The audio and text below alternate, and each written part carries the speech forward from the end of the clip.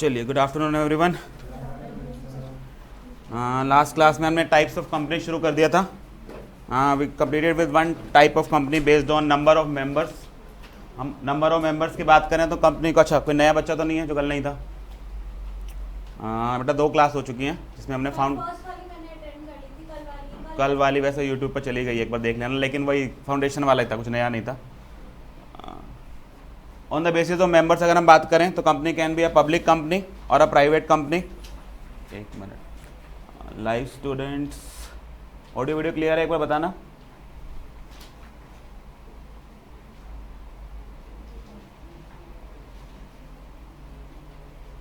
ठीक है। Based on number of members, it can be a public company defined under 2 clause 71 और it can be a private company defined under 2 clause 68।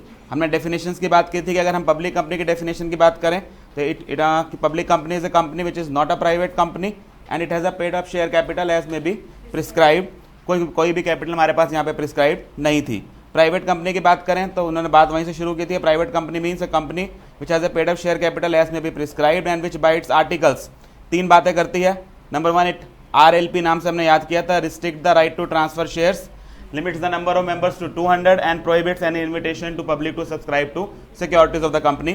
जब आप limits की बात करते हैं 3 बातों को ध्यान रखना है कि जॉइंट होल्डर्स को 1 काउंट करना है, एम्प्लॉयज़ को काउंट नहीं करना है, और वो वाले एम्प्लॉयज़ जो एम्प्लॉयमेंट के दौरान शेयर होल्डर्स बने and now they cease to be employ, उनको काउंट नहीं करना है। देन हम नेक्स्ट आए थे कि अगर हम प्राइवेट कंपनीज की डिटेल में बात करें तो प्राइवेट कंपनीज 2 तरह की स्पेशल कैटेगरीज में डाली जा सकती हैं। One is a small company and other one is a 1 person company. पहले हमने स्मॉल कंपनी की बात की थी जहां हमारे पास चेंजेस आए थे डेफिनेशन में। स्मॉल कंपनी की पुरानी डेफिनेशन की बात करें तो हम पढ़ते थे कि paid up share capital 50 lakh और टर्नओवर 2 करोड़ होना चाहिए। दोनों ही केसेस में सेंट्रल गवर्नमेंट के पास पावर थी इस लिमिट को बढ़ाने की। सेंट्रल गवर्नमेंट ने पावर यूज की है फ्रॉम 1 अप्रैल 2021। अब ये लिमिट्स बढ़ा के पेड अप शेयर कैपिटल में 50 लाख से 2 करोड़ कर दी गई है, तो टर्नओवर में 2 करोड़ से बढ़ाकर ये 20 करोड़ कर दी गई है। अभी भी आप समझेंगे इस 2 करोड़ को बढ़ाकर गवर्नमेंट के पास कितने तक करने की पावर है? 10 करोड़ तक। सिमिलरली इस 20 करोड़ को बढ़ाकर गवर्नमेंट के पास अभी भी पावर है, कहां तक ले जा सकती है वो? 100 करोड़ तक। उसके बाद हमने देखा था कि 5 तरह की कंपनीज ऐसी होती हैं जो भले ही टर्नओवर और पेड अप शेयर कैपिटल की रिक्वायरमेंट्स पूरी भी कर लें, वो कभी भी स्मॉल कंपनी कैटेगरी में नहीं आएंगी। पब्लिक कंपनी ना, क्योंकि वो तो डेफिनेशन में ही क्लियर है। डेफिनेशन में उन्होंने लिखा था small company under 2 clause 85 means a company other than a public company जो कंडीशंस पूरी करे, तो एक बात तो यहीं से निकल आती है। देन 4 उन्होंने अलग से बताई। होल्डिंग कंपनी हो आप किसी भी कंपनी की, इन दैट केस आप भले ही टर्नओवर और पेड अप शेयर कैपिटल दोनों कंडीशंस भी सेटिस्फाई कर दो, तब भी आप होल्डिंग कंपनी की तब भी आप स्मॉल कंपनी की कैटेगरी में नहीं आ सकते। सिमिलरली अगर आप किसी की सब्सिडरी हैं तो भी नहीं हो सकते। देन सेक्शन 8 कंपनी की तरह अगर रजिस्टर्ड हैं, you can never be a small company. And finally कोई स्पेशल एक्ट से गवर्न करने वाले अगर आप हैं तो भी आप स्मॉल कंपनी कैटेगरी में नहीं आएंगे। लास्ट हमने बात की थी कल ओपीसी के बारे में। जब हम ओपीसी की बात करते हैं तो मैंने आपको बताया था कि ओपीसी से हमारे बारे में 3 चीजों से लॉ निकल के आता है। वन इज सेक्शन 2 क्लॉज 62 जो सिर्फ डिफाइन करता है ओपीसी क्या होती है। डेफिनेशन दी गई है, OPC means a company which has only 1 person as a member. Then section 3 subsection 1 clause c में इसका जिक्र आता है जहां पर वर्ड्स यूज किए गए हैं एज मे बी प्रिस्क्राइब्ड। मैं आपको एक बार वो लैंग्वेज दिखा भी देता हूं। अच्छा, ये बेटा एक वेबसाइट है मिनिस्ट्री ऑफ कॉर्पोरेट अफेयर्स की। इसका अगर आप ऊपर लिंक देखेंगे तो इसका ebook.mca.gov है। आप कंपनी लॉ ई बुक टाइप करेंगे अगर गूगल में तो मिल जाएगी वेबसाइट आपको। ये मिनिस्ट्री ऑफ कॉर्पोरेट अफेयर्स की ऑफिशियल वेबसाइट है।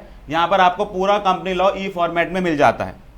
जिसमें मैंने आपको लास्ट क्लास में बताया था कि हमारे जो कंपनी एक्ट है उसको कई चैप्टर्स के अंदर बांटा गया है। तो अभी देखेंगे ये वो 29 चैप्टर्स हैं टोटल, जो 29 चैप्टर्स में आपको बता रहा था। इन टोटल हमारे पास 29 चैप्टर्स हैं। चैप्टर्स के नाम आपके सामने हैं। चैप्टर 1 की अगर हम बात करें तो उन्होंने सामने क्लियर किया हुआ है, इसके अंदर सेक्शन 1 और सेक्शन 2 इंक्लूडेड है। नेक्स्ट अगर हम बात करें चैप्टर 2 की तो incorporation of company and matters incidental thereto section 3 से 22 है। तो फिलहाल मैं आपको सेक्शन 3 एक बार दिखा देता हूँ क्या कहता है। जो हम सेक्शन 3 सबसेक्शन 1 क्लॉज सी की बात कर रहे हैं तो आपको एक आइडिया हो जाएगा कितना सबसेक्शन 3 में दिया हुआ है और कितना रूल से निकल के आ रहा है। ये आपका सेक्शन है। अ कंपनी में बी फॉर्म्ड फॉर एनी, एक मिनट इसको फुल स्क्रीन कर देता हूं।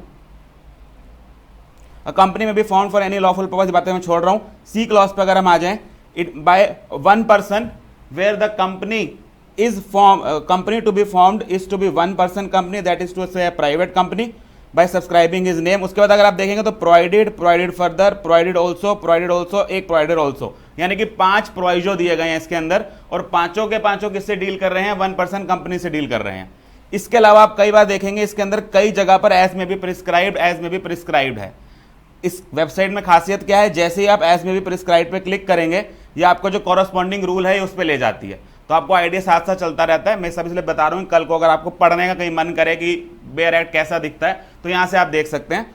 तो इन शॉर्ट जो मैंने आपको ये कहानी बताई थी, कहानी क्या थी कि हमारे पास अगर हम 1% कंपनी की बात करें तो सेक्शन 2 क्लॉज 62 है जो डेफिनेशन बताता है। Then section 3 subsection 1 clause c है, और इसके नीचे कुछ प्रोविजोज हैं, एंड उनके अंदर कई जगह एज में भी प्रिस्क्राइब्ड है, तो वहां पर रूल्स साथ में आते हैं। उन सब की समरी मैंने आपके सामने यहाँ रखी है। आपको ना रूल नंबर याद रखने की जरूरत है, ना आपको स्पेसिफिकली कौन सी बात प्रोविजो में लिखी है ये याद रखने की जरूरत है। सिर्फ 2 क्लॉज 62 में डेफिनेशन है, और सेक्शन 3 सबसेक्शन 1 क्लॉज सी ये बोलता है कि ये प्राइवेट कंपनी होगी जिसमें एक मिनिमम पर्सन 1 होना चाहिए। इतना सेक्शंस के थ्रू याद रख लें तो बहुत है। नेक्स्ट हमने इसके अंदर सीधा अमेंडमेंट की बात पर आ जाते हैं। हमने लास्ट क्लास में इसकी अमेंडमेंट कवर की थी। अमेंडमेंट क्या थी कि पहले अभी तक हम करके आ रहे थे कि अगर आपको ओपीसी का मेंबर बनना है, यानी कि ओपीसी को इनकॉर्पोरेट करना है, या उसके अंदर नॉमिनी बनना है, तो 3 बातें पूरी करनी थी। You had to be a natural person, you had to be a citizen, and number 3 you had to be a resident India. Resident India वाली कंडीशन इन्होंने हटा दी है। स्पेसिफिकली उसकी जगह क्या लिखा है, काट के इन्होंने लिखा है वेदर रेजिडेंट इन इंडिया और अदरवाइज। दूसरी बात, रेजिडेंट इंडिया को आप डिफाइन करते थे, the person who has stayed in India for 182 days in the preceding financial year. 182 days को काट के नया फिर क्या लिख दिया गया है, 120 डेज, यानी कि अब तो रेजिडेंट, पहले बात तो रेजिडेंट बनना आसान हो गया है। सेकेंडली मैंने आपको यहां बताया था कि अब रेजिडेंट अब हैं या नहीं है, उससे भी कोई मतलब नहीं रह गया उनको, यानी कि इफेक्टिवली 2 कंडीशन रह गई। अभी भी सिटीजन ऑफ इंडिया होना जरूरी है। पेपर में इस बात का ध्यान रखिएगा कि जिस पर्सन के बारे में वो आपसे पूछ रहे हैं वो इंडियन सिटीजन है और फॉरेन में रह रहा है, तो वो ओपीसी बना सकता है, बिकॉज अब आपको उसके नंबर ऑफ डेज देखने की जरूरत ही नहीं रह जाएगी वो रेजिडेंट है या नहीं है। लेकिन अगर वो सिटीजन ही बाहर का है तो वो ओपीसी नहीं बना पाएगा। इसके अलावा हमने बातें देखी थी कि माइनर नहीं बना सकता, ना ही माइनर नॉमिनी हो सकता है। सेक्शन 8 कंपनी की तरह ना आप बना सकते हैं, ना आप कन्वर्ट कर सकते हैं, नॉन बैंकिंग फाइनेंशियल एक्टिविटीज नहीं कर सकते, किसी और बॉडी कॉर्पोरेट में इन्वेस्ट नहीं कर सकते। और फाइनली मैंने जो लास्ट क्लास में बताया था कि जो 2 हमारे पास कंडीशंस होती थी, नंबर 1 2 साल तक वॉलंटरली कन्वर्ट नहीं कर सकते थे, और कुछ केसेस में कंपल्सरली कन्वर्ट करना पड़ता था।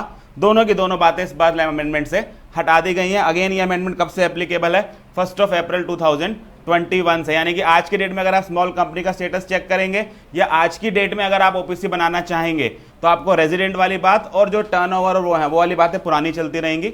1 अप्रैल से ये नोटिफिकेशंस आए हैं, तो 1 अप्रैल से ये वाले अमेंडमेंट्स अप्लाई करनी शुरू कर जाएंगी।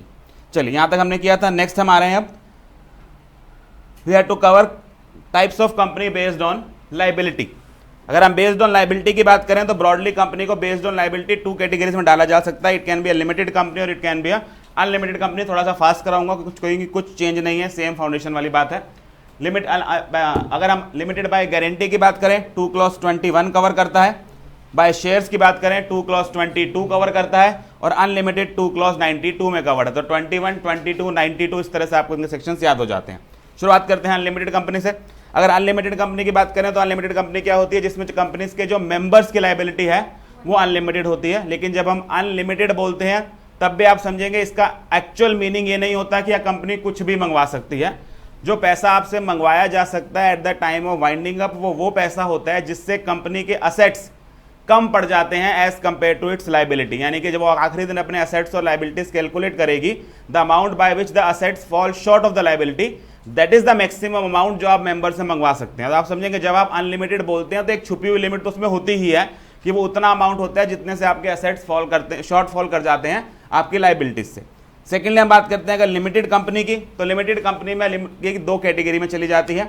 It can either be limited by shares और it can either be limited by guarantee. अगर आप लिमिटेड बाय शेयर्स की बात करते हैं तो लिमिटेड बाय शेयर्स में आप लिमिट जानते हैं, लिमिट होती है to the amount unpaid on the shares subscribed by them. यानी कि अगर 10 रुपीज का शेयर है, 6 रुपीज पेड अप है, तो आपकी लाइबिलिटी 4 रुपीज है।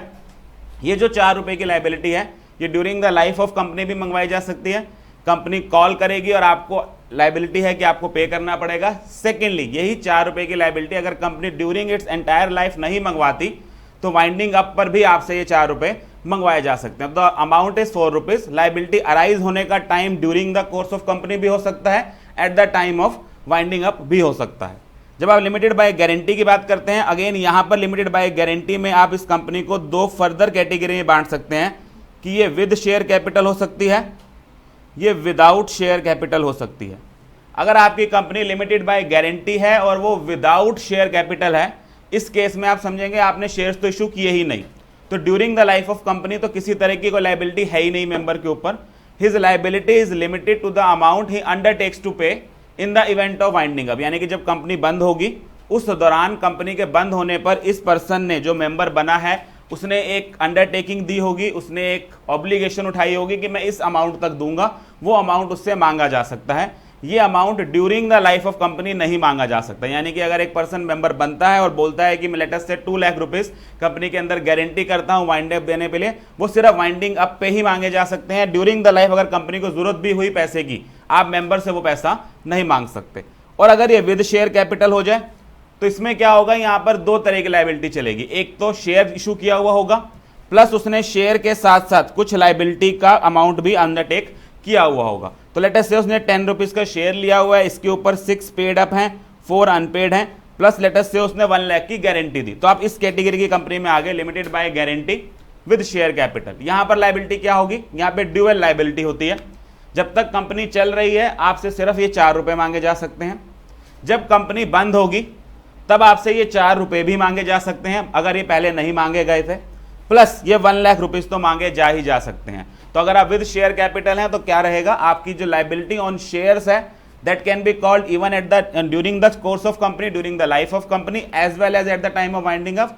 बट जो अमाउंट आपने गारंटी में दिया हुआ है that amount can only be called up at the time of winding up. क्योंकि वाइंडिंग अप की अगर आप गारंटी की डेफिनेशन पढ़ेंगे अगर आप 2 क्लॉज 21 में, तो भाषा ही क्या यूज की गई है, इट्स ए कंपनी, अगर आप यहां देखें, defines it as a company having the liability of its members limited by the memorandum to such amount as members may respectively undertake by the memorandum to contribute to the assets of the company in the event of being wound up। तो section ही clear कर देता है कि जो guarantee वाली liability है वो सिर्फ और सिर्फ तब अराइज हो सकती है जब कंपनी वाइंड अप हो रही हो, during the life of company wind up या during the life of company arise नहीं होगी।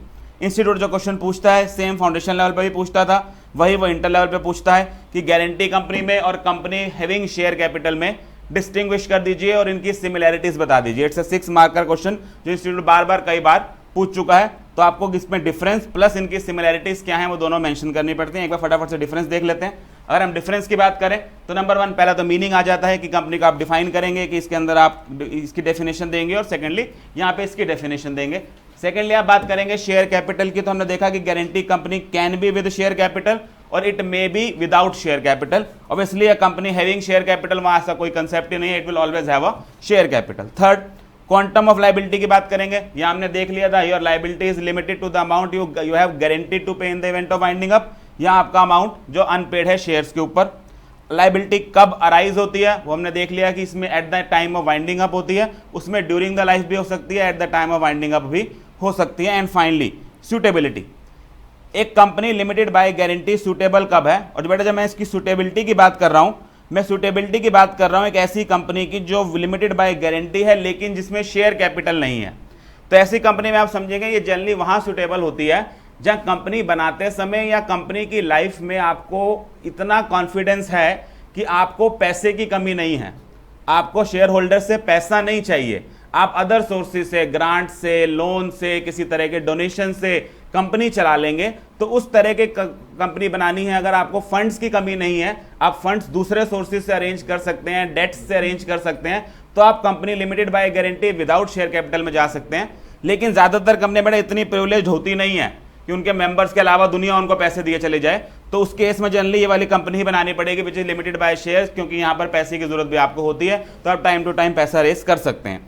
सिमिलैरिटीज में कोई लंबी छोटी बात नहीं है कि दोनों कंपनीज हैं, दोनों में लाइबिलिटी लिमिटेड है, दोनों ही एक सेपरेट लीगल एंटिटी होंगी, तो आप इसको सिमिलैरिटीज में मेंशन कर सकते हैं। तो with this we are done with second वाला पार्ट। कुछ नया नहीं था, सारा फाउंडेशन में आपने कवर किया हुआ है। Based on liability company can B limited one और अनलिमिटेड वन। थर्ड पर आ जाते हैं, यहां कुछ नई बातें मुझे कवर करनी है आपके साथ। बेस्ड ऑन कंट्रोल की अगर हम बात करें तो कंपनी को 3 कैटेगरी में डाला जाता है। It can either B a holding company 2 clause 46, a subsidiary company 2 clause 87 and associate company 2 clause 6।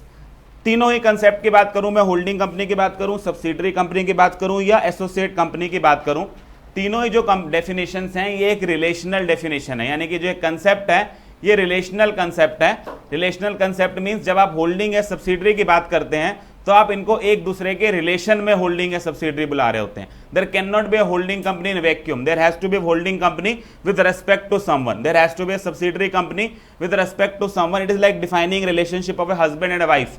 कोई आपसे पूछे हस्बैंड क्या होता है तो husband is a status with respect to a person, father son, father is a status with respect to a person. तो ऐसे ही holding is a term with respect to a particular entity. तो अगर आप इनकी डेफिनेशन पढ़ेंगे तो इन दोनों की डेफिनेशन के अंदर जो इनिशियल वर्ड्स हैं वो आपको बताएंगे। Holding company in relation to one or other company means subsidiary company in relation to any other company means, और एसोसिएट में भी सेम लैंग्वेज मिलेगी। तो ये क्लियरली बताते हैं कि डेफिनेशंस रिलेशनल हैं।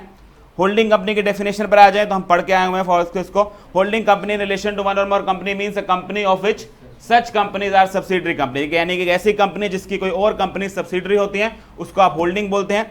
इसके अंदर एक एक्सप्लेनेशन ऐड किया गया था कुछ समय पहले अमेंडमेंट के थ्रू, जहां उन्होंने क्या बोला था कि for the purpose of this clause the expression company shall include a body corporate. जरूरत क्यों पड़ी थी इसको डालने की? क्योंकि जब आपने ये डेफिनेशन दी थी यहां पर आपने लिखा था holding company in relation to one or more companies means a company of which other are subsidiaries. और अगर आप कंपनी की डेफिनेशन इंडियन कंपनीज एक्ट में देखें तो वो सिर्फ इंडिया में इनकॉर्पोरेट हुई कंपनीज को कंपनी मानता है।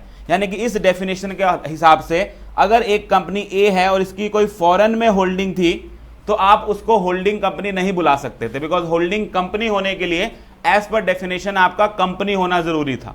तो इस वजह से इनको, यानी कि जैसे मान लीजिए ये ए कंपनी नहीं है, ये माइक्रोसॉफ्ट है इंडिया के अंदर, माइक्रोसॉफ्ट इंडिया, तो जो माइक्रोसॉफ्ट यूएसए है वो आप इसको होल्डिंग नहीं बुला पाते थे इसकी, because as per definition this Microsoft USA was not a company. इसलिए इन्होंने इस पर्टिकुलर सेक्शन के लिए सिर्फ उन्होंने क्या कहा कि जब आप ये वर्ड कंपनी पढ़ेंगे इसको कंपनी ना पढ़कर क्या पढ़ें, बॉडी कॉर्पोरेट पढ़ें। यानी कि आप समझेंगे सिर्फ इस पर्पस के लिए उन्होंने क्या कहा कि अब जो ये है होल्डिंग होगी ये कंपनी हो ऐसा जरूरी नहीं है, it can be a body corporate. तो दैट वाज द लॉजिक जिसकी वजह से ये एक्सप्लेनेशन आई थी। यानी कि अब ये फॉरेन कंपनी भी हो सकती है, माइक्रोसॉफ्ट यूएसए है, इट्स अ बॉडी कॉर्पोरेट, तो आपको बॉडी कॉर्पोरेट को भी होल्डिंग की डेफिनेशन में डाल सकते हैं। सब्सिडरी की बात करें तो सब्सिडरी में हमने दो तरीके देखे थे सब्सिडरी बनने के। इन relation to one or more company means a company in which the holding company controls the composition of board of directors or exercises or controls more than one half of voting power either at its own or together with one or more of its subsidiaries. कुछ examples generate किए थे मैंने last class में या foundation classes में, एक बार वो examples दोबारा करा देता हूं, प्लस साथ साथ मुझे इसी एग्जांपल के थ्रू कुछ नई बातें बतानी है जो हम फाउंडेशन लेवल पर कवर करके नहीं आए थे। सिंपल से एग्जांपल से शुरू करते हैं। Let us say there is a company A and it holds another in another company B 55% of equity shares. अच्छा, जब मैं बात करता हूं वोटिंग पावर की, वोटिंग पावर में आप इतना समझेंगे कि वोटिंग पावर में generally equity shares are the one who have voting power. Earlier ये जो वर्ड्स होते हैं बेटा one half of voting power, इसकी जगह one half of total share capital word हुआ करता था आज से लगभग साल डेढ़ साल पहले तक। उस वर्ड को चेंज करके क्या किया गया कि इक्विटी, आपको शेयर कैपिटल की जगह आप क्या चेक करना है, वोटिंग पावर चेक करना है। क्योंकि जब आप शेयर कैपिटल की बात करते थे वहां इक्विटी भी आता था, वहां प्रेफरेंस भी आता था, और आप समझेंगे प्रेफरेंस जनरली वोटिंग पावर नहीं रखते। अब मैं वर्ड जनरली इसलिए बोल रहा हूं क्योंकि अभी आप इंटर में इस बात को आगे पढ़ेंगे कि कुछ केसेस ऐसे हैं जहां इवन प्रेफरेंस शेयर्स को भी वोटिंग राइट दिया जाता है। कुछ केसेस आपको एग्जांपल के लिए बता देता हूं। लॉ क्या कहता है कि अगर आपके प्रेफरेंस शेयर्स को 2 साल तक कंटिन्यूअसली डिविडेंड नहीं दिया जाता तो उनको वोटिंग राइट मिल जाएगा with respect to every matter. उनके पास वो सारे अधिकार आ जाएंगे वोट करने के जो इक्विटी वालों के पास होते थे। सेकेंडली, अगर आपके प्रेफरेंस शेयर, अगर आप मीटिंग में कुछ ऐसा काम कर रहे हैं जिससे प्रेफरेंस शेयर्स के राइट्स इंपैक्ट होने वाले हैं, जैसे उनके डिविडेंड का रेट चेंज कर रहे हैं, वो सिक्योर्ड डिबेंचर हैं तो सिक्योर्ड प्रेफरेंस शेयर होल्डर हैं तो जो उनका सिक्योरिटी वाला असेट है उसकी वैल्यू में उसको बेचने खरीदने की को चेंज कर रहे हैं, या आप कंपनी को, तीसरा पॉइंट जहां आप कंपनी को वाइंड अप करने की बात कर रहे हैं, ये कुछ पॉइंट्स हैं जहां प्रेफरेंस शेयर होल्डर्स को वोटिंग राइट दिए गए हैं। तो जब मैं बोलता हूं one half of, more than one half of voting power, तो वोटिंग पावर कैसे कैलकुलेट करनी है, it depends upon the fact कि जिस मीटिंग में आप बैठे हैं, जिस मैटर के रेस्पेक्ट में आप वोटिंग पावर ढूंढ रहे हैं, वो कैसा मैटर है। वो ऐसा मैटर है जहां प्रेफरेंस को अगर वोटिंग राइट है तो उनको भी गिनिए, और अगर वो ऐसा मैटर नहीं है जहां प्रेफरेंस को राइट नहीं होता, कि मैंने आपको 2-3 पॉइंट गिना दिए यही प्रेफरेंस को है, तो जनरली किसको गिना जाता है, इक्विटी शेयर्स को गिना। तो जब आप होल्डिंग और प्रेफरेंस, होल्डिंग और इसका रिलेशन देख रहे होंगे तो आप किसको देखेंगे, आप इक्विटी को देखेंगे। तो हमें एक ही बात मैंने क्लियर कर दी, 55% ऑफ इक्विटी शेयर कैपिटल आप होल्ड करते हैं, obviously it's a holding company because it holds more than 1/2 of total voting power. Next हम कंसेप्ट देखा था कि let us say there is a company A, there is a company B with a capital of 10 lakh rupees, there is another company C with, let us say, with a capital of 5 lakh rupees. A limited hold करता है B limited के अंदर 6 lakh rupees, and B limited further hold करता है इन C limited an amount of rupees late us से 3 lakh rupees. Again हमारे पास क्या relation बनेगा कि A और B होल्डिंग और सब्सिडरी का रिलेशन रखते हैं, B और C होल्डिंग और सब्सिडरी का रिलेशन रखते हैं, और A और C भी होल्डिंग और सब्सिडरी का रिलेशन रखते हैं because of 2 clause 87 sub clause 2। अगर मैं इसकी बात करूं तो ये इस पॉइंट की वजह से होल्डिंग लगते हैं। अगर आप पॉइंट देखें तो, क्योंकि आपने क्यों बोला, आपने यहां भाषा पढ़ी थी, कंट्रोल्स और exercise more than 1/2 of total voting power either at its own or together with one or more of its subsidiaries. तो यहां ये खुद नहीं होल्ड करता, लेकिन किसके थ्रू होल्ड करता है, सब्सिडरी के थ्रू होल्ड करता है। नेक्स्ट हम इसको कवर कर सकते हैं केस जहां पर लेट अस से एक कंपनी ए है, उसके बाद एक कंपनी बी है, एक कंपनी सी है और एक कंपनी डी है। अगेन 10 लाख की कैपिटल है, यहां भी 10 लाख की कैपिटल है, लेट अस से यहां 5 लाख की कैपिटल है। जो ए है यहां 6 लाख होल्ड करता है, यहां 7 लाख होल्ड करता है। जो बी है वो यहां पर 2 लाख होल्ड करता है, यहां पर लेट अस से सी 1 लाख होल्ड करता है।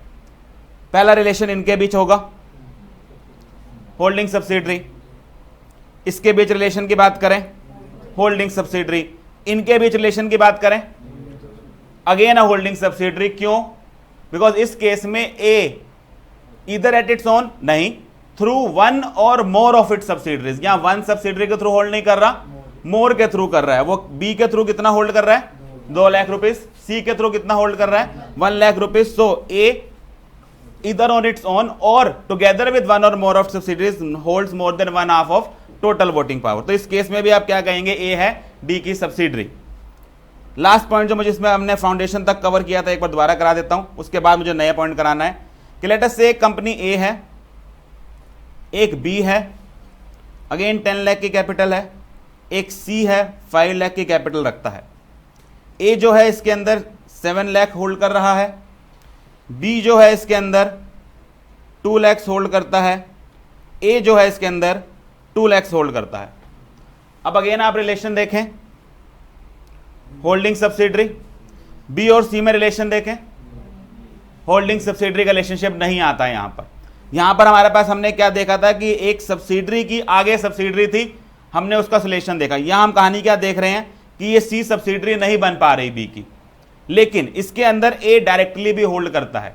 अभी तक मैंने जो आपको एग्जांपल दिए थे, ए कभी भी डायरेक्टली सी में हो या सी में होल्ड नहीं कर रहा था, या जिसको हम सिर्फ जिसके रेस्पेक्ट में हम यहां पे डी में देख रहे थे डायरेक्टली होल्ड नहीं कर रहा था। यहां क्या कर रहा है, 2 लाख बी के थ्रू होल्ड कर रहा है और 2 लाख खुद होल्ड कर रहा है। क्या मैं अब भी इसको सब्सिडरी बुला सकता हूं, यस, बिकॉज डेफिनेशन वर्ड्स बड़े ध्यान से लिखती है, इधर एट इट्स ओन और through one or more of subsidiaries. तो वो ओन द ओन कितना होल्ड करता है, 2 लाख रुपीस, सब्सिडरी के थ्रू कितना होल्ड करता है, 2 लाख रुपीस और फर्दर, तो टोटल वो इसको होल्ड कर जाता है। दूसरा तरीका जो हमने देखा था कि आप होल्डिंग बन सकते हैं किस तरीके से, कि अगर एक कंपनी ए है और ये कंपनी बी की, it controls the composition of board of directors. एक तरीका ये पढ़ा था ए क्लॉज में। पहली बात तो ये controls the composition of board of directors होता क्या है, इसमें क्या होता है कि एक कंपनी दूसरी कंपनी की composition of board of directors control की हुई तब मानी जाती है जब वो इतनी पावर रखे कि वो अपनी डिस्क्रिशन पर बिना किसी से पूछे या तो मेजॉरिटी या सारे के सारे जो उसके बोर्ड ऑफ डायरेक्टर्स हैं उनको रिमूव कर सके या चेंज कर सके। जनरली आप समझेंगे अगर एक कंपनी ए बेटा सेकंड पॉइंट में कवर होती है, यानी कि एक कंपनी आप में मोर than 1/2 of voting power hold करती है, क्या वो ए पॉइंट या 1 पॉइंट अपने आप पूरा कर देती होगी? यस, अगर आप मोर देन 1/2 होल्ड करते हैं तो आप composition of board of directors रखते ही रखते होंगे, कंट्रोल रखते ही रखते होंगे, कोई बताने वाली बात ही नहीं है। लेकिन क्या ऐसा भी हो सकता है कि पहला पॉइंट पूरा हो जाए लेकिन सेकंड पॉइंट पूरा ना हो? ऐसा भी हो सकता है। That means there can be cases where a company does not hold more than 1/2 of voting power, still it controls the composition of board of directors. ऐसा क्यों होता है? It is by a specific agreement. Generally इस तरह की situation होती है कि मान लीजिए बी को कोई बहुत बड़ा लोन की आवश्यकता थी, कोई बहुत बड़े फंड की जरूरत थी और उसने ए से वो फंड मांगा और ए ने कंडीशंस में क्या कह दिया कि मैं इस फंड की प्रॉपर यूटिलाइजेशन को कंट्रोल करने के लिए आपके बोर्ड ऑफ डायरेक्टर्स के ऊपर कंट्रोल चाहता हूं, और बी को मजबूरी में मानना पड़ गया। तो इस केस में भी आप क्या बोलना शुरू कर देंगे कि ए बी की होल्डिंग मानी जाएगी because it controls the composition of board of directors. अब मुझे आप जवाब दीजिएगा कि देयर इज ए कंपनी ए, एक कंपनी बी है, एक कंपनी सी है। इस कंपनी की total paid up share capital 10 lakh है, इसकी 5 लाख है। ए जो है इसके अंदर बोर्ड ऑफ डायरेक्टर्स की कंपोजिशन को कंट्रोल करता है। बी जो है सी के अंदर 3 लाख की कैपिटल होल्ड करता है। क्या इस केस में ए को बी की सब्सिडी होल्डिंग माना जा सकता है? यस। बी को सी की होल्डिंग माना जा सकता है? यस। ए को बोल सकते हैं हम वो सी की होल्डिंग है? यस। कौन से क्लॉज की वजह से? फर्स्ट क्लॉज की वजह से। क्लॉज बेटा आपके सामने डाल देता हूं। कौन से क्लॉज की वजह से आप मुझे कह रहे हैं कि ए और सी में होल्डिंग सब्सिडरी का रिलेशन है? सेकंड क्लॉज की वजह से, क्योंकि सेकंड क्लॉज क्या लिखता है? It exercises or controls more than 1/2 of total voting power either at its own और through one or more of its subsidiaries.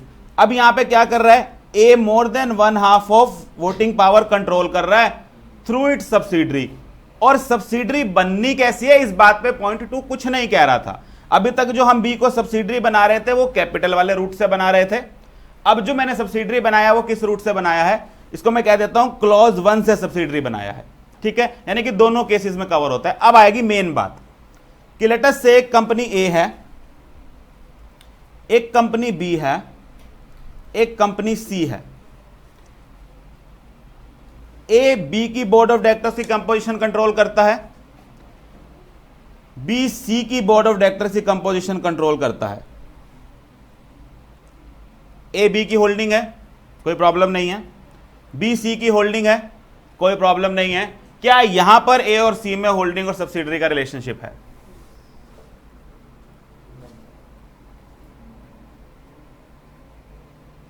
क्या यहां पर होल्डिंग और सब्सिडरी का रिलेशनशिप आ पाता है कि नहीं आ पाता? क्योंकि अगर आप सेकंड पॉइंट की बात करेंगे बेटा, सेकंड पॉइंट में उसने क्या बोला है? आप अपनी सब्सिडरी के थ्रू सामने वाले की वोटिंग पावर कंट्रोल करें तो आप सेकंड में होल्डिंग बन जाएंगे। पहला पॉइंट पढ़ें, वहां कहीं सब्सिडरी की बात का जिक्र है? नहीं, वहां सिर्फ क्या लिखा था? It controls the composition of board of directors. यानी कि अगर मैं ये कहूं कि सिर्फ पॉइंट 1 की बात करूं तो पॉइंट 1 इन दोनों में रिलेशन बना देता है, क्लॉज 1 इन दोनों में रिलेशन बना रहा है, लेकिन वो ए और सी में रिलेशन नहीं बना पा रहा। क्योंकि हम ये तो समझ गए कि मेरी सब्सिडरी के थ्रू होल्ड की हुई वोटिंग पावर मेरी वोटिंग पावर मानी जाती है, लेकिन अगर मेरी सब्सिडरी किसी का बोर्ड ऑफ डायरेक्टर्स का कंपोजिशन कंट्रोल करती है, क्या उसको भी कवर किया जा सकता है? तो बेटा उसके लिए इन्होंने क्या किया, आप समझेंगे ये पॉइंट 1 कहीं ना कहीं हमें अधूरा लग रहा है कि बी तो बात लिख रहा है सब्सिडरी वालों की, ए पॉइंट या 1 पॉइंट ये बात नहीं लिख रहा। इस 1 पॉइंट की इस अधूरेपन को पूरा करने के लिए उन्होंने एक्सप्लेनेशन में एक क्लॉज ए डाला है। ये एक्सप्लेनेशन पढ़ें क्या कहता है। A company shall be deemed to be a subsidiary company of the holding company even if the control referred to in clause 1 और सब क्लॉज 2। सब क्लॉज 1 में कौन सा क्लॉज था? कंपोजिशन वाला। 2 में कौन सा था? वोटिंग पावर वाले में था। Is of another subsidiary of the holding company. बात समझ आई? उन्होंने क्या बोला कि आप सब्सिडरी माने जाएंगे उस होल्डिंग कंपनी के अगर 1 में रेफर किया हुआ कंट्रोल या बी में 2 में रेफर किया हुआ कंट्रोल होल्डिंग कंपनी के खुद का कंट्रोल ना हो, लेकिन किसका कंट्रोल हो?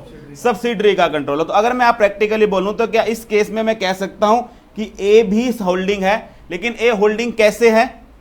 2 क्लॉज 87 क्लॉज 1 को लेके प्लस इसके साथ मुझे कुछ जरूरत पड़ गई एक्सप्लेनेशन ए की। लेकिन इन केसेस में क्या मुझे एक्सप्लेनेशन की जरूरत पड़ती थी? क्योंकि 2 क्लॉज 87 सब क्लॉज 2 अपने आप में पूरा है। वो इस बात को लिखता है साफ साफ कि आप सब्सिडरी के थ्रू वोटिंग पावर इस्तेमाल करें, आपकी वोटिंग पावर मानी जाएगी, सामने वाली सब्सिडरी मानी जाएगी। लेकिन क्लॉज 1 ऐसी बात नहीं लिखता था। उस क्लॉज 1 की कमी को पूरा करने के लिए क्या डाला गया? एक्सप्लेनेशन 1 डाला गया। लास्ट एग्जांपल जो मुझे आपको करना है, लेट अस से कंपनी ए है, एक बी है और फाइनली सी है हमारे पास। 10 लाख, 6 लाख और बी बेटा यहां बोर्ड ऑफ डायरेक्टर्स की कंपोजिशन कंट्रोल करती है।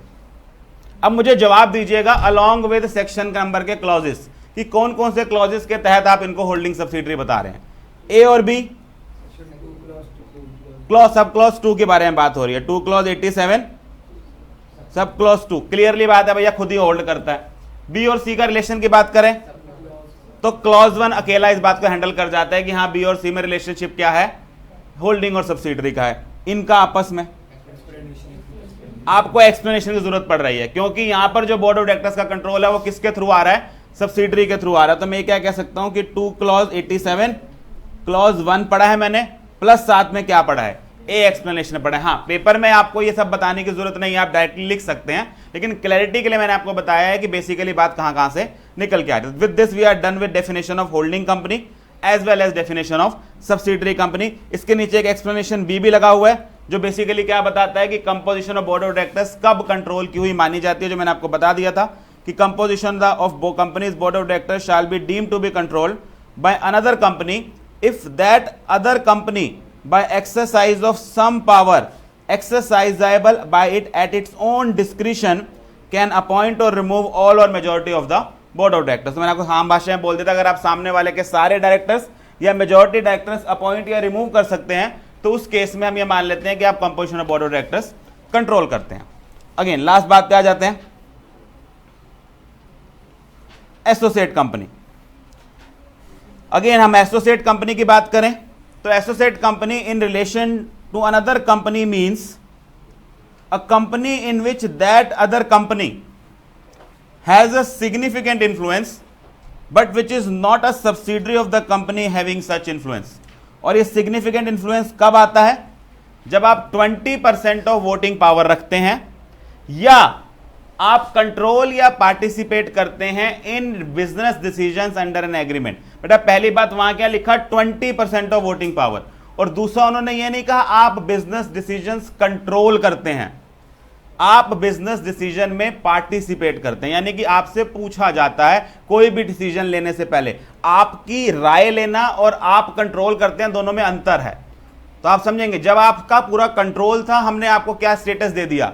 होल्डिंग सब्सिडरी का। यहां आप 20% ऑफ वोटिंग पावर रखते हैं या आपको कंट्रोल या पार्टिसिपेशन दिया गया है बिजनेस डिसीजन में, तो रिलेशन क्या माना जाता है? एसोसिएट का। इसका एक एग्जाम्पल बनाते हैं, यानी अगर मैं इसको समराइज करूं तो मैं ये कह सकता हूं कि मान लीजिए एक ए कंपनी है और एक बी कंपनी है।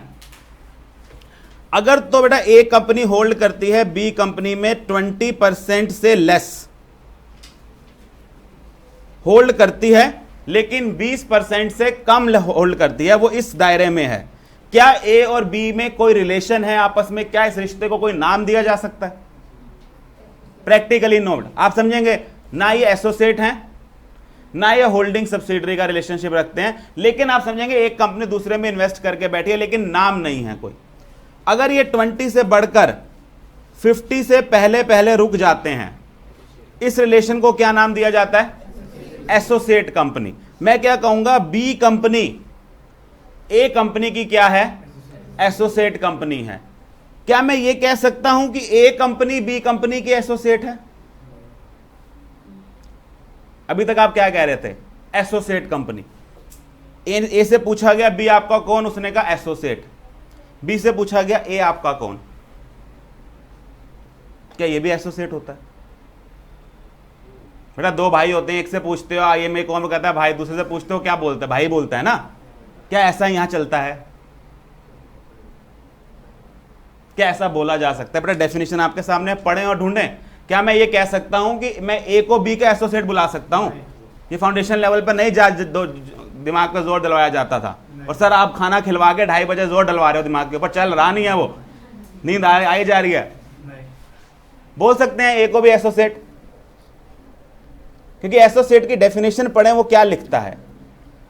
Associate company in relation to another company means a company, page 24 पर है, in which the other company has significant influence. यानी कि दूसरी कंपनी को एसोसिएट तब बुलाया जाएगा जब पहली कंपनी उसमें सिग्निफिकेंट इन्फ्लुएंस रखती हो। तो ए तो बेटा बी में सिग्निफिकेंट इन्फ्लुएंस रखता है क्योंकि 20% होल्डिंग रखता है, बी तो नहीं रखता वापस। जैसे कि अगर आप यहां देखते थे, अगर ये इससे आगे चला जाता तो हम क्या कहते, ए कंपनी बी को क्या बुलाता, सब्सिडरी बुलाता, बी ए को क्या बुलाता था, होल्डिंग, क्योंकि वहां आप समझे जो होल्ड करता था उसके लिए एक नाम रखा गया था। अब आप जरा सब्सिडरी कंपनी के डेफिनेशन में आओ। जब आप सब्सिडरी कंपनी की डेफिनेशन पढ़ रहे थे ना, वहां एक नाम लिखा हुआ है इस कंपनी के लिए, subsidiary company in relation to another company, सामने कुछ लिखा है, दैट इज टू से अ होल्डिंग कंपनी मींस। यानी कि जब आप सब्सिडरी से पूछते थे ना जो तुम्हारे अंदर होल्ड कर रहा है उसको क्या बुलाते हैं, तो डेफिनेशन बोलती तो उसको क्या बुलाते हैं, होल्डिंग बुलाते हैं। अब जरा एसोसिएट की डेफिनेशन में वापस आओ, वहां इस अनदर कंपनी के सामने ना ब्रैकेट में कुछ लिखा हुआ में नहीं मिलेगा।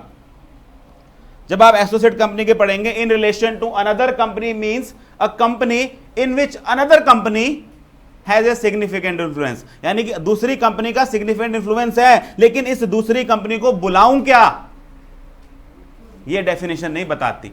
यानी कि आप समझेंगे, जब आप सी से इस केस में, जब आप बी से इस केस में पूछेंगे ना, तब तो बी बोल देगा ए मेरी होल्डिंग, लेकिन जब उससे इस रिश्ते का नाम पूछेंगे ना, बी ना बता पाएगा, वो कहेगा मुझे ना पता, क्योंकि इस कंपनी को, इस वाले रिलेशन को 2 क्लॉज 6 कुछ बोलता ही नहीं। तो इस चीज का ध्यान रखिएगा। ज्यादातर बच्चे क्या मानते थे कि अगर ए सब और बी में 20% का सिग्निफिकेंट इन्फ्लुएंस आ गया है तो ये तो सब एसोसिएट है ही है। आप क्या बोल देते थे, दोनों एक दूसरे के एसोसिएट हैं। ऐसा नहीं होता, दोनों एक दूसरे के एसोसिएट नहीं होती हैं। बी एसोसिएट है ए की, लेकिन एक से ए क्या है बी के लिए, अनदर कंपनी।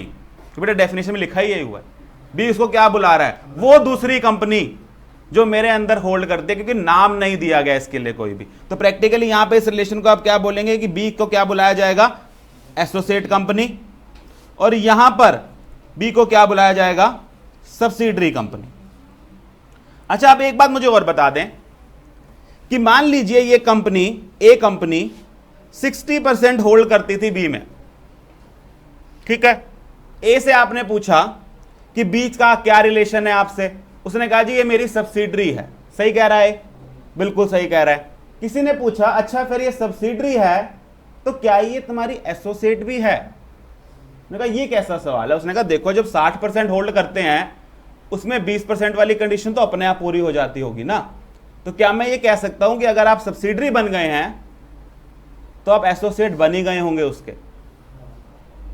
और दूसरे भाषा में, सिंपल भाषा में, क्या सारी सब्सिडरी कंपनीज एसोसिएट कंपनीज होती हैं? कंपोजिशन वाली बात को छोड़ दें एक मिनट के लिए। अगर आप वोटिंग पावर से सब्सिडरी बन गए हैं, क्या आप एसोसिएट बन गए होंगे उसकी? क्या मैं सारी सब्सिडरीज कर, यानी कि क्या मैं यहां इसको लिख सकता हूं कि बी सब्सिडरी भी है प्लस बी एसोसिएट भी है? लिख सकता हूं। डेफिनेशन पढ़ें, 2 क्लॉज 6 पढ़ें, कुछ लिखा हुआ है उसके आगे, सिग्निफिकेंट इन्फ्लुएंस के आगे, which exercises significant influence, आगे कुछ लिखा हुआ है, and which is not a subsidiary of such company exercising influence। यानी कि जैसे ही बेटा ये रिश्ता बनेगा ना, ये रिश्ता खत्म हो जाएगा। आप सब्सिडरी को एसोसिएट नहीं बुला सकते, क्योंकि एसोसिएट बनने के लिए सिग्निफिकेंट इन्फ्लुएंस होना चाहिए आपके अंदर, लेकिन आप सब्सिडरी नहीं होने चाहिए। तो आप समझे, वो बेसिकली इस हिस्से में बांध रहा है आपको। इसको मैं ऐसे समझाता हूं आपकी भाषा में। बेटा जब शादी हो जाती है ना तो बॉयफ्रेंड और गर्लफ्रेंड का रिलेशन खत्म हो जाता है। कोई आपसे इंट्रोड्यूस कराता है ना, ये कौन, अभी तक वैलेंटाइंस डे तक कह रहे थे ये मेरा बॉयफ्रेंड, लेकिन जब शादी हो जाता है ना फिर ये नहीं बोलते ये हस्बैंड भी है और बॉयफ्रेंड भी है, तब हस्बैंड ही बुलाया जाता है उसको। यही कहानी यहां है। एक बार सब्सिडरी का रिलेशनशिप अगर आ जाता है ना, एसोसिएट का रिलेशन में इस बात को क्लियरली लिखा गया है, सिग्निफिकेंट इन्फ्लुएंस होगा, लेकिन सब्सिडरी नहीं होगी, तो वो इसी दायरे में जब तक रहेंगे एसोसिएट कहलाएगी। जैसे ही वो इस दायरे से बाहर निकलेगी वो क्या बनानी शुरू कर जाएगी, वो सब्सिडरी बन जाएगी। यहां पर हमने किसकी डेफिनेशन कंप्लीट कर दी, हमने बात खत्म करी एसोसिएट कंपनी की। अब भी कुछ और भी लिखा है उसके आगे, विच is not a subsidiary company of company having such influence and it includes a joint venture. अब इसमें क्या समस्या है सर, बेटा एक कंपनी ए है, एक कंपनी बी है, दोनों ना मूवीज प्रोड्यूस करती हैं, प्रोडक्शन हाउसेज हैं। सुने होंगे आपने, जनरली मूवीज से पहले नाम लिखे हुए आते हैं, बड़े बड़े रेड चिली कॉर्पोरेशन और पता नहीं इनका क्या नाम है, करण जौहर टाइप वालों का, धर्मा प्रोडक्शन, बड़े बड़े नाम है इंडस्ट्री के, पैसे लगाते हैं। लेकिन कई बार मूवीज ना इतनी महंगी होती हैं कि इनके बस की भी नहीं होती अकेली बनानी, जहां करोड़ों रुपए लगते हैं, तो जनरली प्रोडक्शन हाउसेज इकट्ठे आ जाते हैं। तो लेट अस से एक ए और बी हैं, इन्होंने आपस में मिलकर एक मूवी को प्रोड्यूस किया।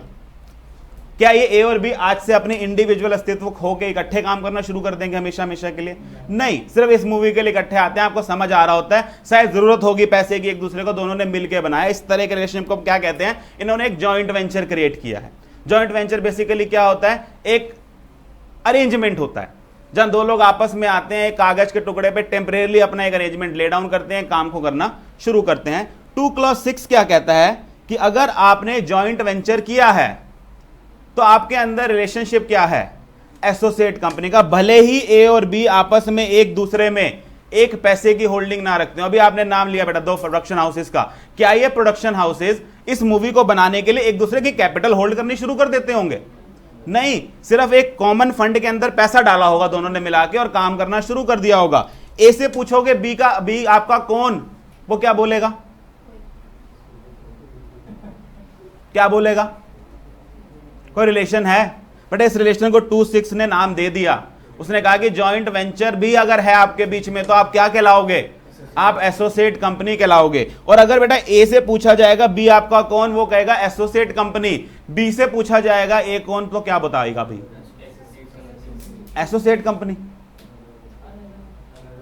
Another company. बताओ भाई, एसोसिएट कंपनी या अनदर कंपनी? एसोसिएट, क्योंकि ए ने क्यों बोला था, उसने कहा मेरा बी के साथ जॉइंट वेंचर है। और 2 क्लॉज 6 क्या कहता है, जॉइंट वेंचर मतलब क्या होता है, एसोसिएट कंपनी। बी कहेगा फिर मेरा भी यही रिश्ता है, ए के साथ मेरा जॉइंट वेंचर है। और जॉइंट वेंचर वाली कंपनी को क्या बोला जाता है, एसोसिएट कंपनी। यानी कि यहां ए और बी दोनों एक दूसरे को क्या बुला सकते हैं, एसोसिएट है। लेकिन अगर आप सिग्निफिकेंट इन्फ्लुएंस वाले रूट से जाएंगे ना, वहां एक दिक्कत आएगी। वहां दोनों के रेस्पेक्ट में चेक करना पड़ता है, पूछना पड़ता है कि तू होल्ड करता है उसके अंदर तो वो तुम्हें एसोसिएट बुलाएगा। और फिर उससे वापस पूछना पड़ता है, भैया तुम भी सिग्निफिकेंट इन्फ्लुएंस रखते हो क्या उसके अंदर, तब वो तुम्हारी एसोसिएट कहेगी। यहां ऐसा नहीं है, क्योंकि जॉइंट वेंचर में उन्होंने आंख बंद करके क्या लिख दिया, it includes a joint venture. यानी कि बात खत्म। जॉइंट वेंचर के केस में अगर 2 लोग हैं या 2 से ज्यादा भी हो सकते हैं, क्या जॉइंट वेंचर में हो सकते हैं, वो सब एक दूसरे के क्या कहलाएंगे, एसोसिएट कहलाएंगे। तो यहां पे हमने डेफिनेशन खत्म हुई कि 2 क्लॉज 6 की अगर हम बात करें तो 2 क्लॉज 6 मैंने क्या लिखा है, associate company in relation to another company means a company in which another company, जिसका कोई नाम नहीं है, has a significant influence but which is not a subsidiary of the company having such influence and it includes a joint venture. Significant influence वो क्या होता है, हमने डिफाइन किया। The term significant influence means a control of at least 20% of total voting power or control of or participation in the business decisions under an agreement। ये भी बेटा नई डेफिनेशन आई है थोड़े समय पहले। जॉइंट वेंचर क्या होता है, क्योंकि जॉइंट वेंचर वर्ड यहां इस्तेमाल कर दिया गया था, लेकिन joint venture word companies act में डिफाइंड नहीं था कहीं पर। उन्होंने जॉइंट वेंचर की भी डेफिनेशन दी। उन्होंने कहा जॉइंट वेंचर क्या होता है, जॉइंट वेंचर कुछ नहीं होता, एक जॉइंट अरेंजमेंट होती है whereby the parties having joint control over the arrangement. जो पार्टीज इस जॉइंट अरेंजमेंट पे कंट्रोल रखती है, they have the right to the net assets of the arrangement. तो कोई आपसे पूछे जॉइंट वेंचर क्या होता है, आप कहोगे एक अरेंजमेंट होती है। मैंने कहा अरेंजमेंट कैसे काम करती है, आप कहोगे जिस अरेंजमेंट में जो लोग एंटर होते हैं ना, वो इसके ऊपर कंट्रोल रखते हैं और आपस में डिसाइड करके बैठे होते हैं कि इस अरेंजमेंट में से निकलने वाले नेट असेट्स, आम भाषा में इस अरेंजमेंट में से निकलने वाले प्रॉफिट्स को वो कैसे बांटेंगे। तो उस रिलेशन को उन्होंने क्या नाम दे दिया, जॉइंट अरेंजमेंट का relationship. With this we are done. जहां पे हम कह सकते हैं कि हमने ये वाला पोर्शन भी खत्म कर लिया, जहां पर हमने होल्डिंग कंपनी, सब्सिडरी कंपनी और एसोसिएट कंपनी का कंसेप्ट पढ़ा। अब एक एग्जांपल और जनरेट करता हूं। कुछ ऐसी बातें जो फाउंडेशन में नहीं पढ़ी थी।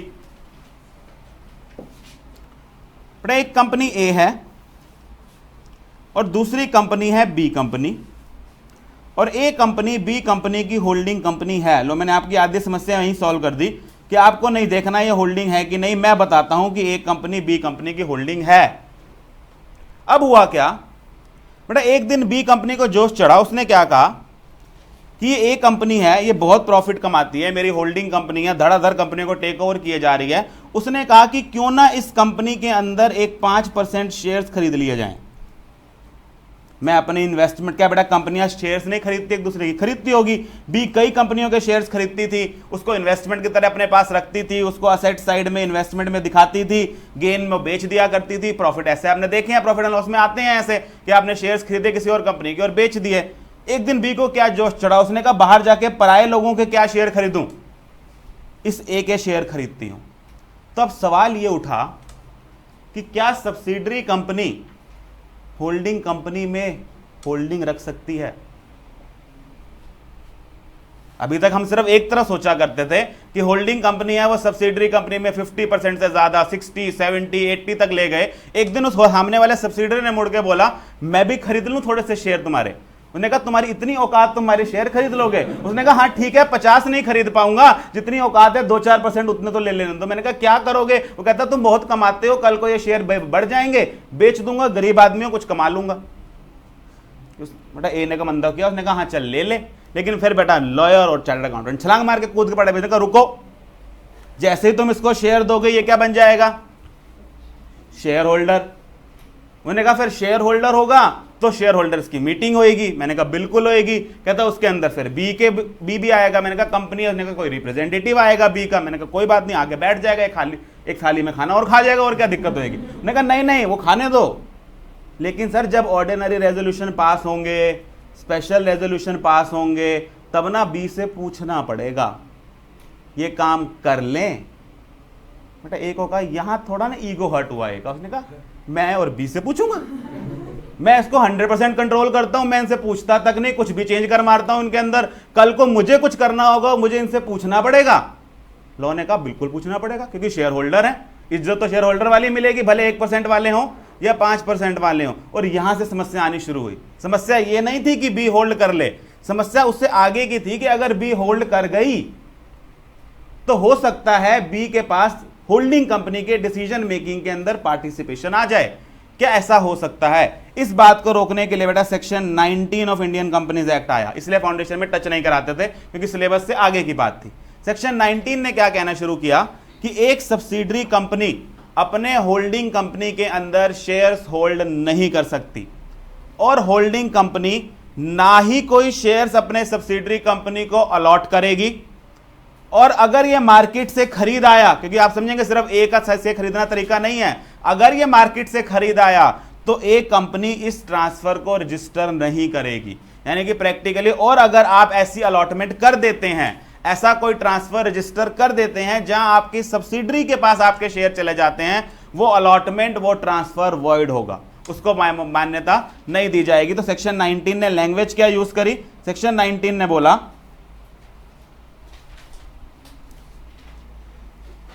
Page number 22, according to section 19 of Companies Act 2013, no company shall either by itself or through its nominees hold any shares in its holding company, and no holding company shall allot or transfer its shares to any of its subsidiary companies। दोनों बातें रोकी गई हैं बेटा, allot भी नहीं करनी और ट्रांसफर को रजिस्टर भी नहीं करना। And any such allotment or transfer of shares of company made to its subsidiary company shall be a void one। ये आया आपका सेक्शन 19। अब मैं इस सेक्शन 19 का जनरल रूल आपको बता बैठा कि आपकी सब्सिडरी कंपनी जो है वो होल्डिंग कंपनी में किसी तरह के शेयर्स नहीं रख सकती, ना अलॉटमेंट के थ्रू ना ट्रांसफर के थ्रू। एक केस लॉ बनाते हैं।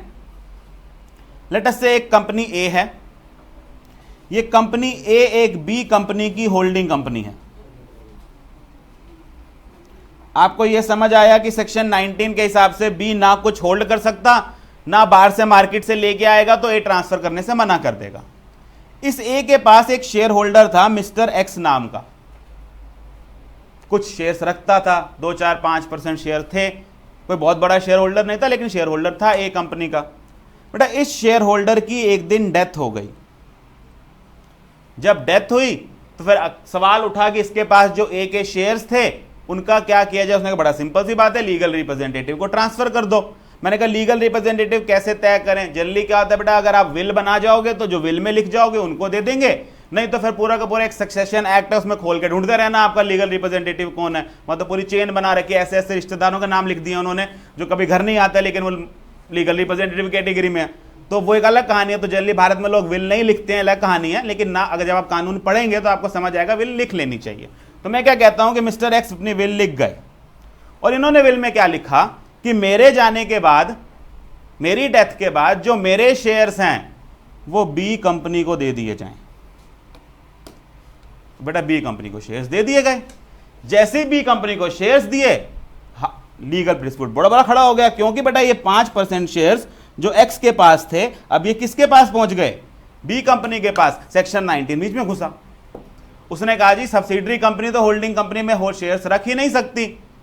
बी ने कहा मैं कौन सा खरीद के लाया हूं, मुझे कौन से अलॉट हुए हैं, मैंने कौन सा मार्केट से खरीदे हैं, ये तो तुम्हारा कोई शेयर होल्डर था, मैं उसका लीगल रिप्रेजेंटेटिव हूं, मेरे पास ये शेयर्स आ गए।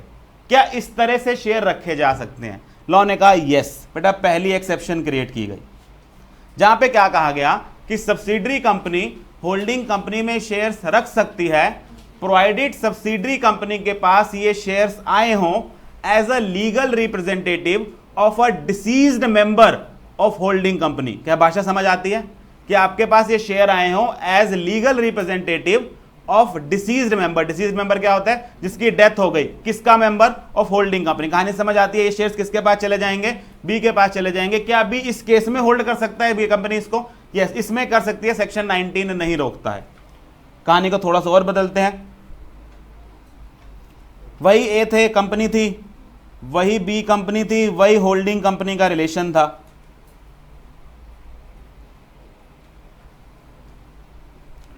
इस बार एक वही मिस्टर एक्स थे,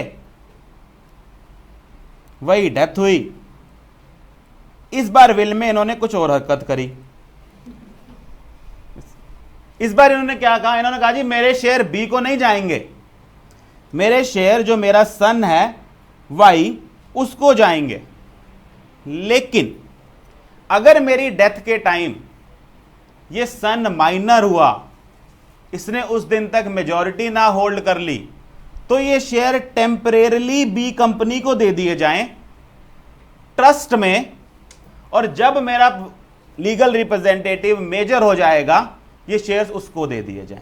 तो बेटा होगा क्या? विल बनाते समय एक्स को लगा होगा, क्योंकि विल वही व्यक्ति बनाता है जिसको अपना समय नजदीक लग रहा होता है, थोड़ा सा ज्यादातर वही बनाता है, वैसे ऐसा होना नहीं चाहिए लेकिन ज्यादातर वही बनाता है। तो उसको लगा होगा कि जिसका लीगल रिप्रेजेंटेटिव है उसकी अभी वो एज नहीं है, या वो 8, 9, 10 साल का है, शायद उसको भी 10 साल और लग जाएंगे मेजर होने में।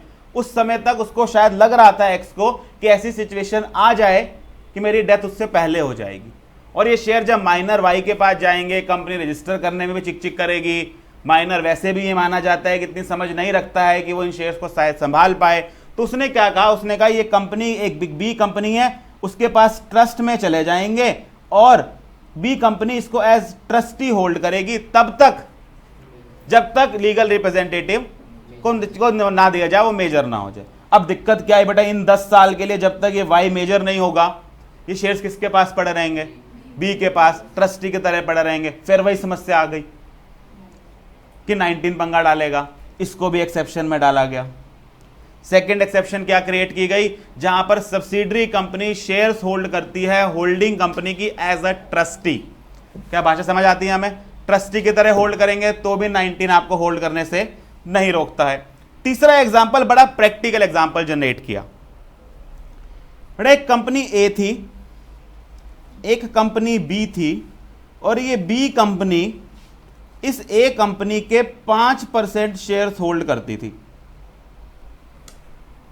लेट अस से ये ए कंपनी बेटा फ्लिपकार्ट थी, ये फ्लिपकार्ट भी क्यों, अमेजॉन थी, बहुत बड़ा प्लेयर है अपनी फील्ड में, शायद सबसे बड़ा प्लेयर है जो इंडिया में काम कर रहा है इस समय। लेकिन क्या अकेला यही काम करता है? और भी बड़े छोटे छोटे प्लेयर हैं, कुछ जो हाथ पांव मार रहे हैं, कुछ जो थोड़ा बहुत नाम कमा भी जाते हैं। आपने जल्दी देखा बेटा, स्टार्टअप का दौर है हमारे देश में, और ज्यादातर लोग आज स्टार्टअप करते हैं तो दुकानें नहीं लगाते हैं, वो इलेक्ट्रॉनिक बिजनेस में ही जाते हैं। तो किसी बी ने लेटेस्ट से ग्रोसरी डिलीवर करने के घर पे एक कंपनी बनाई, छोटा सा काम शुरू किया। आपने देखा होगा कई कंपनियां काम कर रही हैं हमारे घरों के आसपास, जो सुबह सुबह घर पे दूध और ये सब्जियां घर पहुंचा जाती हैं। वो ब्रांडेड नेम नहीं है, लेकिन उनकी सर्विसेज ठीक ठाक हैं। तो इन्होंने नया स्टार्टअप शुरू किया होगा, और जल्दी एक्स्ट्रा कमाई करने के लिए क्या करती हैं, जो पैसा आता है उसको इन्वेस्टमेंट की तरह बड़ी कंपनी में डाल भी देती हैं, कि सिर्फ काम से तो पैसा आने आता नहीं है, तो वो इन्वेस्टमेंट से भी पैसा कमाने की कोशिश करती हैं। और ऐसे करते करते बेटा कुछ समय बाद बी का मार्केट में थोड़ा बहुत नाम बन गया, लोग जानने लग गए, पहचानने लगे। जैसे अगर आप एक कंपनी का नाम लो बेटा, डंजो करके एक कंपनी आई हुई है मार्केट में, वो कहीं से सामान उठा के कहीं पहुंचवा देती है। मिल्क बास्केट करके एक कंपनी आई हुई है, सवेरे दूध सब्जियां घर पहुंचा देती है। तो थोड़ा बहुत अगर आप जाएंगे गुड़गांव साइड, तो जो नौकरी करने वाले लोग हैं वो इन्हीं के सहारे जी रहे हैं, क्योंकि उनके पास तो ये टाइम है नहीं कि सवेरे जाके दूध लें, वो उठ जाए बहुत बड़ी बात है, ऑफिस पहुंच जाए बहुत बड़ी बात है। तो वो इन ऐप्स के सहारे जी रहे हैं। तो सवेरे उनके घर दूध चावल जो चाहिए होता है सवेरे सवेरे घर के बाहर बेल बिन बजाते रख जाते हैं कि अपने आप खोल के उठा लेना इनको। तो इस तरह कंपनियां थी। और अमेजोन की बेटा इस कंपनी पे नजर पड़ गई। जब बड़ी कंपनियों पे आप पे नजर पड़ती है ना, अच्छा नहीं होता आपके लिए। उन्होंने क्या लगा, ये तो प्रॉफिटेबल बिजनेस है, हम इसको टेक ओवर करेंगे। और आपने जनरली देखा बेटा छोटी छोटी कंपनियों के साथ ना मार्केट में यही होता है, वो नाम कमाती हैं, बिजनेस सेट करती हैं, और फिर जो बड़े प्लेयर होते हैं उस फील्ड के वो खा जाते हैं उन्हें। और वही हुआ, इस अमेजोन ने जाके बेटा इसके अंदर 60% होल्डिंग खरीद ली और इसको अपनी सब्सिडरी कंपनी बना लिया। उसने कहा आज से आप हमारे ब्रांड नेम में काम करोगे। ज्यादातर बड़े बड़े जो वेंचर्स थे, कई वेंचर्स थे बेटा मार्केट में, एक जोवी करके कपड़ा बेचने का वेंचर आया था, एक येपमी करके वेंचर आया था, ये चले 2-2 साल चले। इन सबको मंत्रा और फ्लिपकार्ट खा गए हैं। आप तो समझेंगे मंत्रा कोई फ्लिपकार्ट ने खा रखा है, ये हालत हुई पड़ी आज के रेट के अंदर। तो आप लेंगे, मार्केट में प्लेयर्स कम होते जाते हैं। लेकिन जैसे ही ये काम हुआ ना, एक दिक्कत आई, बी बन गई सब्सिडरी। उसने ये पहले के 5% होल्ड किए हुए थे। अब इसका क्या करें? बी ने क्या कहा, खबरदार मेरी तरफ आंख उठा कर देखी। मैंने कहा क्यों? वो कहता तुम मुझे सब्सिडी नहीं बना सकते। मैंने कहा क्यों नहीं बना सकता? क्योंकि उसने कहा मैं तुम में 5% होल्ड करता हूं। मैंने कहा फिर? वो कहता क्योंकि अगर तुम मेरे में होल्ड करने लग जाओगे ना तो सेक्शन 19 का वायलेशन हो जाएगा, लॉ थोड़ी ना तोड़ते हैं। तो बड़ा प्रैक्टिकली समझे, इसका मतलब तो ये हो गया कि बड़ी बड़ी जगहों से बचना है अगर, तो क्या तरीका है? उन कंपनियों में चुनिंदा 2-4 शेयर लेकर बैठ जाओ, जिस दिन वो आए वो शेयर निकाल के दिखा देना, ये देख अब होल्ड करके दिखा मुझे। तो आप प्रैक्टिकली समझेंगे, ये तो होने नहीं देंगे। तो उन्होंने यहां थर्ड एक्सेप्शन डाली। उन्होंने कहा जी अगर आपकी सब्सिडरी कंपनी आपकी सब्सिडरी बनने से पहले आप में कुछ होल्ड करती थी तो वो भी सेक्शन 19 के एक्सेप्शन में आएगा। ये होल्डिंग एज इट इज बरकरार रहेगी, इससे आपका सब होल्डिंग सब्सिडरी का रिलेशन या सेक्शन 19 का वायलेशन नहीं होगा। तो 3 एक्सेप्शन उन्होंने क्रिएट करी। पहली, जहां पर आप होल्ड करते हैं as legal representative of deceased member of the holding company. Second, जहां पर आप होल्ड करते हैं एज ट्रस्टी। और थर्ड, जहां पर आप पहले से होल्ड कर रहे थे where the shares are held by the company before it became the subsidiary of the holding company. तो 3 आपने एक्सेप्शन देख ली। अब सवाल तो मुद्दा बेटा इस बात का नहीं था कि होल्ड करती है कि नहीं करती है, प्रॉब्लम उससे आगे की थी। हम होल्ड क्यों नहीं करने दे रहे थे? सर वोटिंग पावर आ जाएगी। तो फिर वोटिंग पावर तो इन 3 केसेस में भी आएगी। तो सवाल ये पूछा गया कि जो 3 एक्सेप्शंस हैं, क्या इन 3 एक्सेप्शंस में ये सब्सिडरी कंपनी जिसके पास शेयर चले गए, क्या ये वोट कर सकती है? क्या ये मीटिंग में आएगी और वोट डालेगी? और लॉ ने क्या कहा, फर्स्ट केस में और सेकंड केस में वोटिंग पावर मिलेगी, थर्ड केस में वोटिंग पावर नहीं मिलेगी। और यहां से बेटा पेपर में क्वेश्चन आता है, वो आपके सामने एमसीक्यू डालेगा और वो ये पूछेगा कि वोटिंग पावर है या नहीं है। तो उसको पहला केस और दूसरा केस याद मत करिएगा कि आप रटने में हो माहिर।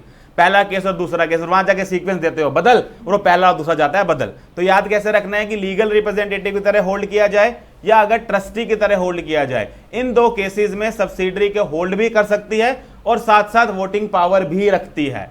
लेकिन अगर मैं तीसरे केस की बात करूं जहां वो पहले से होल्ड करती थी, उस केस में होल्ड तो कर सकती है, यानी कि आप समझेंगे इसकी बैलेंस शीट में एक ही पास जो इन्वेस्टमेंट्स हैं वो दिखती रहेंगी, लेकिन वोटिंग पावर नहीं होगी। अब सवाल ये उठता है, बेटा बी पहले से 5% होल्ड करता था, इसको खरीद लिया ए ने, अब ये सब्सिडरी बन गई। फिर बी ने एक दिन पूछा कि 5 तो करता ही हूं, 2-1% चलो और दे दो आज। फिर जब 5 कर लिया तो 2 और करने में क्या प्रॉब्लम है, ऐसे बेटा इन्होंने भी कहा। फिर उसने कहा लीगल रिप्रेजेंटेटिव की तरह 5 तो करता ही हूं, फिर 5 भी वैसा, 10 भी वैसा, 15 भी वैसा, लाओ 10% और अलॉट कर दो। क्या फर्दर अलॉट किया जा सकता है इन लोगों को, या ये इतने की इतनी ही रखनी है? बेटा ये स्टैग्नेंट रखनी है, इनको बढ़ाया नहीं जा सकता। ये जो 5% मैंने आपको फिगर दी, यहां दी हो, यहां दी हो, यहां दी हो, ये घटाई तो जा सकती है। यानी कि कल को ये बेच दें, बहुत अच्छी बात है, मुसीबत कटेगी, एक्सेप्शन से बाहर होगी, 19 को वायलेशन का सारा पंगा खत्म होगा। हाँ, ये कभी बढ़ाई नहीं जा सकती। ये नहीं है कि आप एक्सेप्शंस में ले गए और बाद में आपने इस होल्डिंग को बढ़ाना शुरू कर दिया, तो ये होल्डिंग बढ़ाई नहीं जा सकती। जो होल्डिंग इसी रूट से आई है, बस इसी होल्डिंग में इंटैक्ट रहिए, तब तक होल्ड करके बैठे रहिए जब तक आपकी इच्छा है। जिस दिन बेचना चाहें इसको बेच दें, एक बार बेच देंगे फिर दोबारा एक्वायर नहीं कर पाएंगे, क्योंकि होल्डिंग सब्सिडरी का रिलेशनशिप बना रहेगा, सेक्शन 19 पिक्चर के अंदर आता है। तो दिस इज रिगार्डिंग सेक्शन 19 जो हमने कवर करना था, मैंने यहीं पर आपको कवर करा दिया। नीचे 3 एक्सेप्शंस दी गई हैं। Following are the exceptions. Number 1, where the subsidiary company holds such shares as legal representative of a deceased member of the holding company, where subsidiary company holds such share as a trustee, and where the subsidiary company is a shareholder even before it became a subsidiary of the holding company. ये देखें बेटा मुद्दे की बात।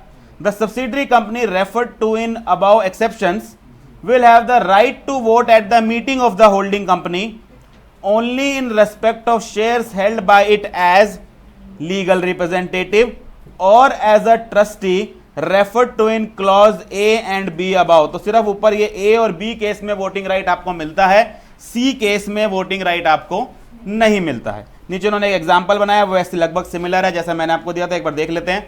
RPIP Limited has invested 51% of the shares, has invested 51% in the shares of SSP Limited on 31st March 2017. SSP Private Limited have been holding 2% equity of RPIP Limited since 2011। कौन से point में जा रहा है ये? थर्ड पॉइंट में।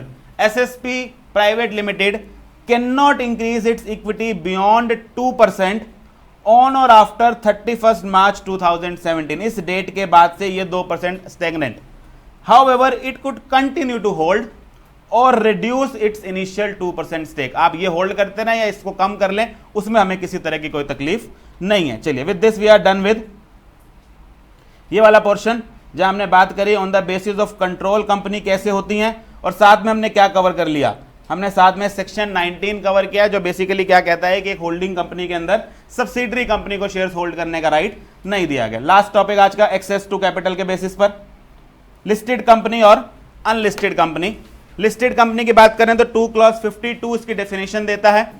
Unlisted company आपकी defined ही नहीं है कंपनीज एक्ट के अंदर, वो डेफिनेशन हमने खुद निकाली है। लिस्टेड कंपनी की डेफिनेशन में बेटा एक अमेंडमेंट आई है, आपके कंपनीज अमेंडमेंट एक्ट 2020 ने इस लिस्टेड कंपनी की डेफिनेशन में नीचे एक एक्सप्लेनेशन या कह लीजिए प्रोविजो डाल दिया है। आइए जरा पहले वो रीड कराऊं, फिर उसका मतलब समझें वो क्या कहना चाह रहे हैं। Nature of company, page number 25, based on the basis of access of capital. जो हाईलाइटेड पोर्शन है बेटा बुक में, जहां पर भी सारी अमेंडमेंट्स हैं, as per the definition given in section 2 clause 52 of the companies act 2013, it is a company which has any of its securities listed on a recognized stock exchange। The word securities under this section refers to securities जो Security Contracts Regulation Act से आता है। ये definition आपको करने की जरूरत नहीं है, बाकी मोटा मोटा आप समझते हैं हर तरह की सिक्योरिटियां आ जाती है। या मैंने आपको कहा था कि जब हम लिस्टेड कंपनी की बात करते हैं तो लिस्टेड कंपनी के अंदर हमने देखा था ये लिस्टेड पब्लिक कंपनीज भी हो सकती हैं, ये लिस्टेड प्राइवेट कंपनीज भी हो सकती हैं। अगर मैं प्राइवेट कंपनी की बात करूं तो बेटा प्राइवेट कंपनी में हमने देखा था, या मैं एक आपको समरी बनवा ही देता हूं इसकी, लगभग इसको कहीं रफ में बना लीजिए, बाद में काम आएगी। अब बुक के आखिरी के 6-7 पेज खाली मिलेंगे, जब मिलेंगे तब इसके लास्ट पेज पे देख लो। एक समरी बनवा रहा हूं जिसके जगह जगह प्रोविजंस आएंगे, उसका एक कंक्लूजन अभी से बनवा देता हूं कि अगर आप कंपनीज की बात करें तो बेटा जो पब्लिक कंपनी होती है, ये पब्लिक कंपनी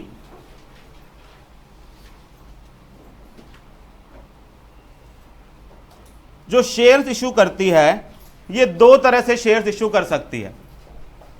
पब्लिक कंपनी या तो पब्लिक ऑफर लाती है, पब्लिक ऑफर आप समझते हैं, प्रोस्पेक्टस इश्यू करती है, वहां से शेयर्स उस पे पैसा रेस करती है, या इसके लिए प्राइवेट प्लेसमेंट करती है। प्राइवेट प्लेसमेंट समझते हैं क्या होते हैं, हम आगे पढ़ेंगे। प्राइवेट प्लेसमेंट बेसिकली क्या होती है कि पर्टिकुलर इंडिविजुअल्स के पास जाकर आप एक तरह से सिंपल भाषा में बोलूं तो ओपनली ऑफर करने के अलावा किसी पर्टिकुलर पर्सन के पास जाते हैं, उसको फॉर्म देके उससे पैसे लेते हैं, और इस पे एक लिमिट होती है कि साल में 200 लोगों से ज्यादा नहीं रेस कर सकते। इसको हम क्या नाम दे देते हैं, प्राइवेट प्लेसमेंट। लॉ क्या कहता है कि अगर आप पब्लिक कंपनी हैं और पब्लिक ऑफर ला रही हैं तो आपको कंपल्सरली अपने शेयर्स को लिस्ट करना पड़ता है, भले वो शेयर्स हो या डिबेंचर्स हो, कोई भी सिक्योरिटी हो। तो अगर आप पब्लिक कंपनी हैं और पब्लिक ऑफर ला रहे हैं, यानी कि आईपीओ ला रहे हैं, तो आपने जनरली देखा होगा वो स्टॉक एक्सचेंज के थ्रू ही आता है, और कोई तरीका नहीं है उसको लाने का। एक ही तरीका है, उस शेयर्स को लिस्ट करिए और उसको लिस्ट करना ही पड़ेगा, there is no other option. Private placement के थ्रू लाएं, यानी कि आप दूसरी बात समझे। पहली बात तो क्या पब्लिक कंपनी के लिए पब्लिक के पास जाना कंपल्सरी होता है? नहीं, आपके पास एक चॉइस होती है कि आईपीओ मंगवाइए। नहीं तो कई पब्लिक कंपनी, जैसे अगर आप पतंजलि आयुर्वेदिक लिमिटेड की बात करें तो एक पब्लिक कंपनी है, लेकिन उसका आज तक आईपीओ नहीं आया, वो अपनी प्राइवेट प्लेसमेंट से काम चला रही है। एक समय बाद जब उनको लगेगा और पैसे की जरूरत है तो फिर वो आईपीओ लाएंगे, आईपीओ लाने के लिए वो स्टॉक मार्केट में लिस्ट करेंगे। तो प्राइवेट प्लेसमेंट से अगर आप लाए हैं तो यहां पर लिस्टिंग करनी है या नहीं करनी है, यह आपकी चॉइस है, ऑप्शनल है कि अगर आपने प्राइवेटली शेयर्स इश्यू कर रहे हैं तो आप चाहें तो उन्हें भी लिस्ट करा लें। लेकिन आप समझेंगे लिस्ट कराने का वहां पर्पस क्या होगा, उनका ट्रांसफर इजी करना। क्योंकि आप समझें लिस्टिंग का रिलेशन किसके साथ होता है, ट्रांसफर के साथ। जो मैंने आपको कल 2 क्लॉज 62 में ही पढ़ाया था कि जो रिस्ट्रिक्ट्स द ट्रांसफर वाला पॉइंट था वो किससे डील कर रहा था, स्टॉक एक्सचेंज पर लगाने से, कि आप ओपनली उनका ट्रांसफर रख सकते हैं कि नहीं। और जो लास्ट वाला पॉइंट था वो किससे बात कर रहा था, इशू से रिलेटेड। तो जब मैं कहता हूं पब्लिक ऑफर लाए या प्राइवेट प्लेसमेंट की, ये कौन सा पॉइंट है, ये थर्ड पॉइंट वाली बात है कि आपने शेयर्स इशू कैसे किए। अगर आप इसमें जा रहे हैं तो आप पब्लिक कंपनी हैं तभी जा सकते हैं, नहीं तो आपको प्राइवेटली करना पड़ेगा। और अगर आप पब्लिक कंपनी हैं और पब्लिक ऑफर ला रहे हैं तो लिस्टिंग क्या है, कंपल्सरी है। यहां पर क्या बोल दिया, ऑप्शनल है। अब आ जाते हैं प्राइवेट कंपनी पे। प्राइवेट कंपनी के पास तो बेचारी के पास तरीका ही एक है कि ये किससे ही शेयर रेस करेगी, पैसा रेस करेगी, प्राइवेट प्लेसमेंट से। क्योंकि इसको थर्ड क्लॉज क्या मना करता है, आप पब्लिक के पास नहीं जाएंगे, यानी कि पब्लिक ऑफर तो ये ला ही नहीं सकती, प्रोस्पेक्टस इशू कर नहीं सकती। अब सवाल ये उठता है कि क्या ये लिस्ट कर सकती थी। और मैंने कल आपको क्या बताया था कि अगर ये शेयर्स हैं तो ये लिस्ट नहीं कर सकती, ठीक है। अगर ये डिबेंचर्स हैं तो सेबी की बेटा गाइडलाइंस हैं, लिस्टिंग गाइडलाइंस, क्योंकि आप समझेंगे सारा स्टॉक एक्सचेंज को गवर्न कौन करता है, सेबी करता है। उसने क्या बोला कि डिबेंचर्स भी ना दो तरह के होते हैं। मैंने कहा और मुसीबत, ये डिबेंचर्स कन्वर्टिबल डिबेंचर्स हो सकते हैं, ये डिबेंचर्स नॉन कन्वर्टिबल डिबेंचर्स होंगे। और उसने कहा अगर मैं कन्वर्टिबल को लिस्ट करने दूंगी ना तो एक दिक्कत आएगी। आज आप इनको डिबेंचर्स की तरह लिस्ट करेंगे, कुछ दिनों बाद ये क्या बन जाएंगे, शेयर्स बन जाएंगे, और शेयर्स तो आप लिस्ट कर नहीं सकते थे, तो उसने इसको भी बंद कर दिया। लॉजिक समझ आया होगा कन्वर्टिबल को क्यों बंद किया, क्योंकि आज नहीं तो कल इनका भविष्य आपको दिख रहा है क्या होने वाला है, ये शेयर्स बनने वाले हैं, ये अलाउड है। तो जब मैं कहता हूं लिस्टेड कंपनी तो या लिस्टेड प्राइवेट कंपनी, तो वो सिर्फ कितने से पोर्शन वाली है, ये वाला हिस्सा, कि एक प्राइवेट कंपनी अपने non convertible debentures stock exchange के ऊपर लिस्ट करा सकती है। बाकी सब हमने क्या कर रखा है, उसको बंद कर रखा है। और जैसे ही वो लिस्ट कराती है वो क्या बन जाती है, 2 क्लॉज 52 बीच में पंगा डालता है, क्योंकि 2 क्लॉज 52 क्या कहता है, it is a company of which any securities are listed on a recognised stock exchange. यानी कि अगर एक प्राइवेट कंपनी इस बात की चॉइस करती है, अच्छा ये कंपल्सरी होता है, नहीं, ऑप्शनल है बेटा। आपने अपने थोड़े बहुत डिबेंचर होल्डर्स थे, उनको नॉन कन्वर्टिबल डिबेंचर्स दिए, उन्होंने कहा सर ये ट्रांसफर करने बड़े मुश्किल होते हैं, बाहर कहां लोगों को ढूंढते फिरें। मैंने कहा चलो स्टॉक मार्केट पे लिस्ट करा देते हैं, आपको वहां इसके बायर सेलर मिल जाएंगे। आपको लगता है इसके अंदर रोज ट्रेडिंग होती होगी, नहीं बेटा, प्राइवेट कंपनियां को जानती ही नहीं है, लिस्ट हुए हैं, वो मिलजुल के आपस में वहीं से खरीदते बेचते रहते हैं थोड़े बहुत लोग, तो कंपल्सरी नहीं है। लेकिन दिक्कत क्या है, जो कंपनियां ये करती थी ना, करते ही वो कहां फंस जाती थी, 2 क्लॉज 52 के अंदर, और वो क्या बन जाती थी, लिस्टेड कंपनी। और अगर आप समझे ना बेटा, लिस्टेड कंपनी एक कंपनी एक्ट में ना दायरा है, जैसे कहते हैं ना फंसाने का दायरा, स्मॉल कंपनी से शुरू होता है, सबसे कम परेशान करते हैं, फिर प्राइवेट कंपनी बनते हैं, थोड़ा और परेशान करते हैं, फिर आप पब्लिक कंपनी बनते हैं, थोड़ा और परेशान करते हैं, फिर आप लिस्टेड कंपनी बन जाते हैं, फिर वो कहते हैं अब तो रुक जा। फिर सारा का सारा कंपनी एक्ट में जो गाइडलाइंस है, लिस्टेड में तो कहीं नहीं छोड़ा किसी को, क्योंकि लिस्टेड तो आप समझेंगे टॉप पायदान पर है कि इससे ऊपर अब क्या होगा, कि पब्लिक कंपनी है, लिस्ट करा के बैठी है। लेकिन हमने कहा सर इस लिस्टेड के अंदर ना कुछ छोटे छोटे लोग भी घुस जाते हैं। मैंने कहा वो कौन, वो कहते हैं वो वाली प्राइवेट कंपनियां जिन्होंने अपनी debt instruments, non convertible debenture stock exchange पर लिस्ट करा दिए, और आपने तो उनको कई पायदान ऊपर उठा देते हैं। आप उनको प्राइवेट से पकड़ के पब्लिक को भी क्रॉस करा के कहां खड़ा कर देते हैं, लिस्टेड में, और सारा एक्ट उन पर ठोप मारते हैं। सर ये बिजनेस करने में बड़ा मुश्किल पैदा करता है, और इससे लोग ना ये करने से भी कतराते हैं कि रहने दो यार, फिर क्यों नहीं कराए, क्योंकि हम लिस्टेड की कैटेगरी में आ जाएंगे। बेटा इस बार इन्होंने ईज ऑफ डूइंग बिजनेस के तहत इन कंपनियों के लिए कुछ रिलैक्सेशन डाला।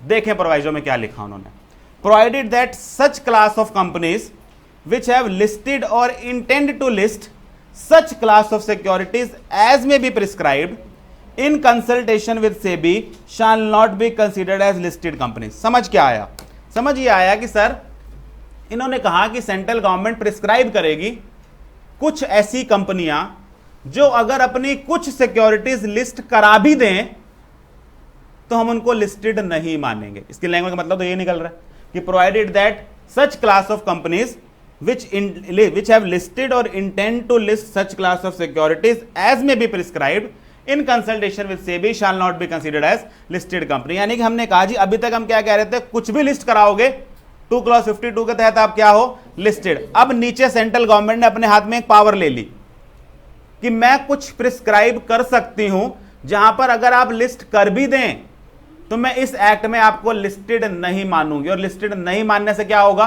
वो जो सारे कंप्लायंस लिस्टेड पे लगते हैं वो नहीं लगेंगे। और हमने पूछा क्या प्रिस्क्राइब करने वाले हो, कि किया तो अभी तक कुछ नहीं। बेटा जब ये लाया गया था ना, उस समय वही फाइनेंस मिनिस्टर साहब बैठे थे, उनसे पूछा गया कि क्यों ला रहे हो।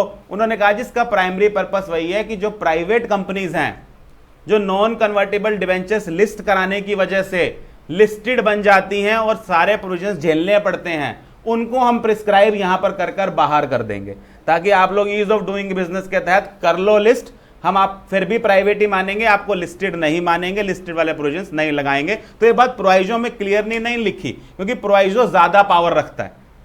लेकिन क्योंकि यहां पर तो आप किसी को भी बाहर कर सकते हो, गवर्नमेंट के पास पावर है, कल को वो ये कह सकते हैं कि मान लीजिए एक पब्लिक कंपनी है जिसका टर्नओवर 10 लाख से कम है, वो भी लिस्ट करा लेगी तो हम उसको लिस्टेड नहीं मानेंगे। पावर तो है, क्योंकि यहां कहीं नहीं लिखा ये प्राइवेट के लिए लिस्ट है। लेकिन जो इंटेंशन फाइनेंस मिनिस्टर ने इसको लाते समय बताई वो क्या है कि हम जब प्रिस्क्राइब करेंगे तो प्राइमरी पर्पस क्या है कि वो प्राइवेट कंपनियां जो लिस्टिंग कराने की वजह से लिस्टेड की कैटेगरी में आ जाती थी, उनको हम लोग यहां पे एक तरह से रूल्स लाके एग्जेम्प्ट कर देंगे कि चलो आप करा भी लोगे तो हम आपको 2 क्लॉज 52 में लिस्टेड नहीं मानेंगे। तो अब दिक्कत क्या है बेटा, ये इसके रूल्स अभी तक आए भी नहीं है और सिलेबस में डाले भी नहीं है। तो अब क्योंकि अमेंडमेंट है इसलिए मैं कवर करा रहा हूं कि यहाँ पे पता होना चाहिए कि एक अमेंडमेंट इन्होंने डाली है और अभी रिसेंटली डाली है, काफी डिस्कशन चल रहा है इसके बारे में, न्यूज़पेपर में अक्सर आता रहता है, तो ये पता होना चाहिए। Lastly unlisted company, unlisted company means a company other than listed company. Definition company act की नहीं है, डेफिनेशन हमने खुद बनाई है। चलिए आज यहीं रुकते हैं, बाकी नेक्स्ट क्लास में करते हैं।